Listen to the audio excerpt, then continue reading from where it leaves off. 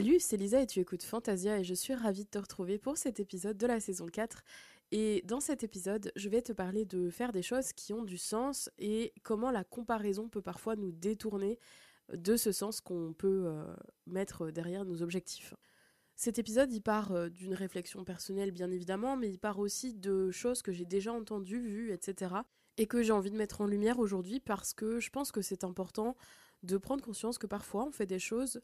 qui sont un peu en décalage avec ce qu'on voudrait faire, pour la simple et bonne raison qu'on a l'impression d'avoir envie d'atteindre certains objectifs qui finalement ne sont pas nos objectifs à nous. Et pourquoi cette envie, elle peut survenir ? Parce que quand on voit les autres faire, parfois on se dit que c'est facile d'atteindre certaines choses. Cette illusion de facilité, elle vient nous faire penser que telle chose nous tient à cœur, est importante pour nous parce que finalement c'est assez évident à atteindre,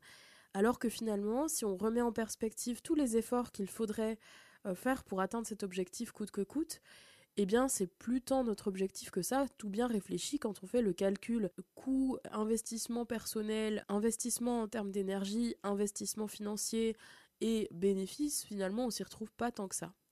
Et donc on a vite fait de commencer à se comparer et à se dire que un tel réussit mieux que nous dans tel domaine, un tel est meilleur que nous dans tel domaine, alors même que ces domaines en question ne sont pas des domaines pour lesquels on a des objectifs qui sont sérieux et établis. Pour illustrer ça, je vais te prendre un exemple qui sera peut-être un peu plus parlant et qui est complètement inventé. Imaginons que tu as quelqu'un dans ton entourage qui est super bon pour bricoler, réparer des objets, etc. Et imaginons qu'à chaque fois que tu casses un truc, tu sais que tu peux lui demander parce que tu sais qu'il sait réparer. Peut-être que tu pourrais être tenté d'être jaloux ou de te comparer à cette personne en te disant « Bah oui, mais en fait, moi je suis pas douée en bricolage,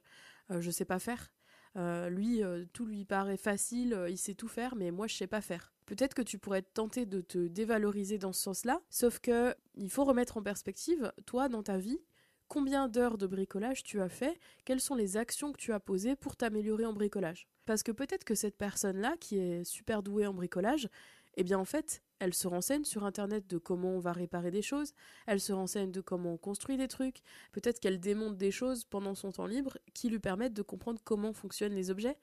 Et donc, si tu regardes pas tout ça dans l'ensemble et que tu te dis juste ok bah c'est soit je suis bon soit je suis pas bon et que tu fais complètement abstraction du processus d'apprentissage qu'il y a derrière et aussi des actions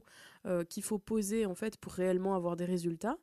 eh bien tu peux être tenté de te dire ah bah oui non mais moi je suis nulle et je sais pas faire. Et du coup quand tu fais abstraction encore une fois de ce processus, tu peux être tenté de te dire que c'est facile et que ce processus-là il n'existe pas. Alors que finalement tu le sais très bien, si tu fais quelque chose d'autre, si tu as un autre hobby dans ta vie, tu sais bien que c'est à force de pratiquer qu'on devient bon, et peut-être que tu te rends pas compte que ça constitue de la pratique parce que c'est quelque chose de naturel pour toi ou parce que c'est quelque chose dont tu as l'habitude, mais si tu arrêtes de faire cette activité pendant quelque temps, tu te rendras compte que